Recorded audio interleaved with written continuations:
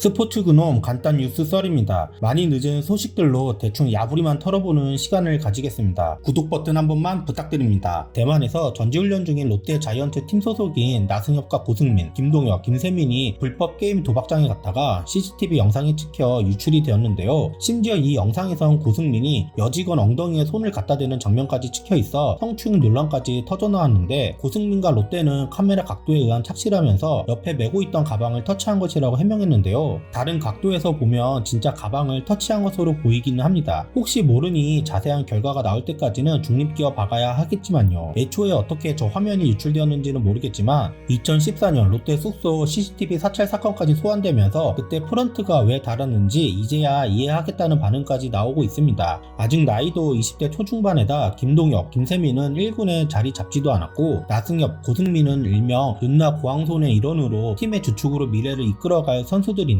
작년에 기록적인 12연패를 당하며 가을 야구에 8년 연속 진출을 못했는데 전지훈련 가서 불법 도박장이라니 아주 정신이 나간 것 같습니다. 롯데 현재 팀 내부 꼬락서니가 어떤지 한방에 이해되는 사건이네요. 4명 다 모두 귀국 조치 시켰는데 리그 징계는 아마도 30경기 출장 정지 정도가 되지 않을까 하는데, 롯데 내부의 징계가 어떻게 될지에 따라 다음 시즌 롯데 시즌 운영에 큰 변수가 있을 것 같습니다. 가뜩이나 3년 동안 FA 영입도 없었는데 김태형 감독 입장에서 보면 진짜 개패버리고 싶을 것 같습니다. 롯데 팬들은 대체 무슨 잘못인가요? 롯데 팬분들 정말 복창 터질 것 같습니다. 드디어 마지막 남은 손아섭의 FA 계약이 터졌습니다. 암울하게 버티고만 있던 손아섭이 드디어 구단에 뱉기를 든 모양새인데요. 원 소속 구단이 제시한 1년에 1억 계약을 받아들이고 잔류를 선택했습니다. 이미 모든 팀이 스프링 캠프까지 떠난 마당에 손아섭으로서는 선택의 여지가 없었을 겁니다. FA 계약이 아니라 연봉 계약이라서 계약금조차 받지 못했는데, 이제 손아섭은 옵트아웃 옵션이 걸려있지 않다면 한화에서 4년을 채워야 또다시 시장에 나올 수 있습니다. 물론 4년까지 선수 생활이 이어갈 리는 없지만요. 2025년 연봉이 5억이었으니 무려 3억 5천이나 연봉이 깎인 셈입니다. 2022년 2차 FA 때 무려 64억이라는 거액의 금액을 받고 NC와 계약했는데 4년 만에 가치가 무려 63억이나 하락을 해버렸습니다. 사실 손아섭 입장을 궁예질 해보자면 돈보다는 경기 출장에 더 비중을 두지 않았을까 합니다. 전임 미답의 기록인 3,000안타를 치려면 일단 경기에 나가야 하는데 과연 한화에서 얼마나 기회를 받을 수 있을지는 솔직히 모르겠습니다. 손아섭이 수비가 안되니 지명타자밖에 자리가 없는데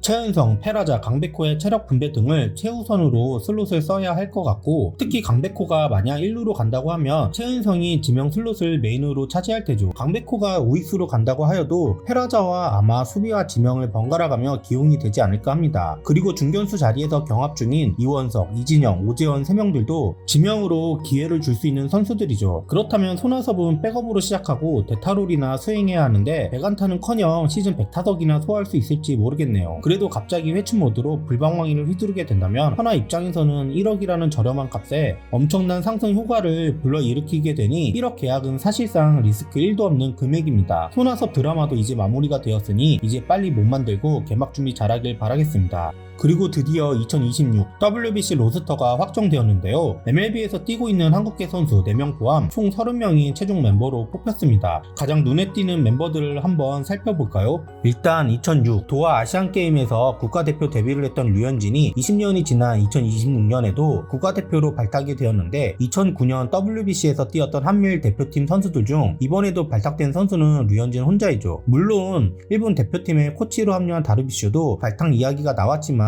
결국 부상 이슈로 인해 불발이 되긴 했습니다. 물론 류현진이 작년 국내 자완 선발들 중에서 손주영, 송승규와 더불어 탑3의 성적을 거둔 것이 사실이긴 한데, 저는 20년이 지난 지금도 류현진을 대체할 선수가 없다는 것이 한국 야구의 경쟁력을 생각하면 많이 아쉽기는 합니다. LG의 젊은 자완 선발 듀오 손주영, 송승기가 이번 대회에서 좋은 활약을 보여주길 기대해봅니다. 그리고 무려 1984년생 3월 생일이 지나면 42살이 되는 노경은이 2013년 이후 또다시 대표팀에 합류를 하게 되었는데요. 팀의 최고령 선수인 노경은과 막내인 정우주 선수의 나이차는 무려 22살입니다. 정말 인간 승리이자 존경스럽기까지 합니다. 지난해 일본과의 교류전에서 4.1이닝 무실점을 기록하며 좋은 활약을 펼친 정우주가 막내로 합류하게 되었는데, 팀 선배인 문동주가 부상으로 대표팀에서 떨어졌기에 선배의 빈자리를 채워줄 수 있을지 궁금해집니다.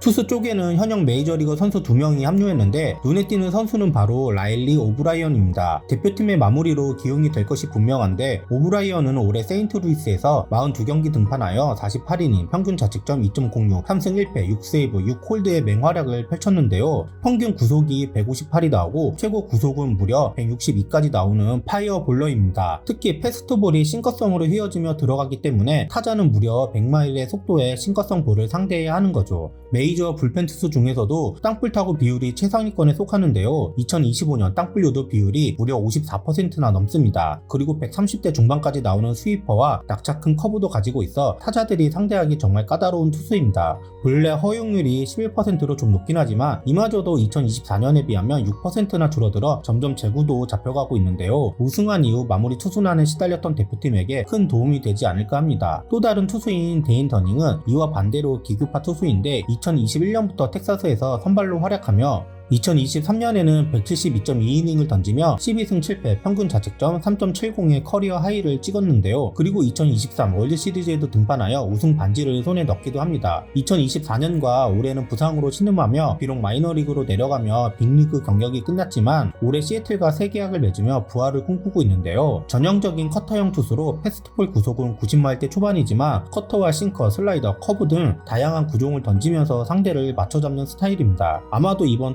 WBC에서 활약을 보여주어서 빅리그에서 다시 경력을 펼치거나 혹은 한국팀들에게 눈도장을 찍으려 하지 않을까 하네요. 마이너리그에서 고군분투 중인 고우석도 이번 대표팀 명단에 들었는데 하반기 트리플 A에서의 성적은 나쁘지 않았기에 미국 경험이 있어서 뽑힌 것 같습니다. 하지만 결국 트리플 A를 막 씹어먹고 그런 건 아니라서 과연 어떻게 될지 궁금하네요. 그리고 아마도 가장 치열했던 포지션 부문이 바로 외야수일 텐데요. 이정우와 저마이 존스, 안현민은 무조건 확정이었던 반면에 구자욱, 박혜민, 문현빈, 홍창기, 김성윤 등이 나머지 자리를 경쟁했는데 결국 류지현 감독의 선택은 박혜민, 구자욱, 문현빈이었습니다. 박혜민이야 일본과의 경기에서도 주장을 맡았었고 국제 대회인 만큼 수비가 중요하고 고참이라서 뽑혔다고 보고요. 구자욱은 최근 몇 년간의 성적을 보면 뽑히는 것이 당연한데 홍창기, 김성윤을 제치고 문현빈이 뽑힌 것은 살짝 의외였긴 한데요. 홍창기는 작년 시즌 초에 큰 부상을 당해 시즌 말미에나 복귀하였으니 그럴만도 한데 문현빈은 타격지표 모든 면에서 김성윤에게 밀리거든요.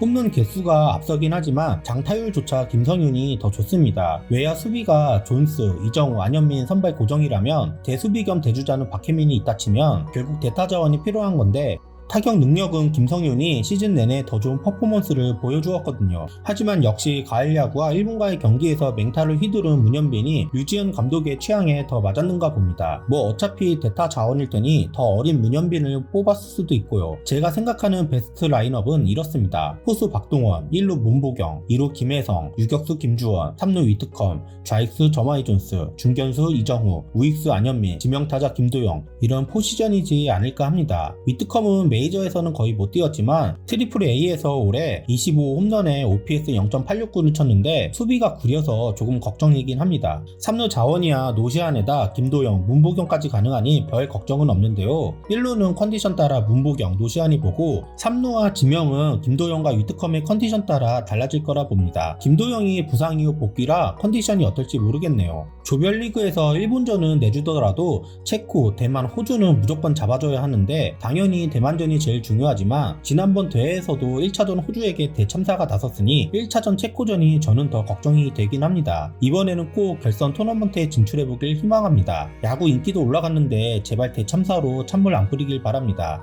단기전에 약한 류지현 감독님 제발 부탁입니다. 다 늦은 소식 뒷북치며 올린 거 죄송하다고 말씀드리며 이만 영상 마치겠습니다. 구독자 여러분 새해 복 많이 받으세요.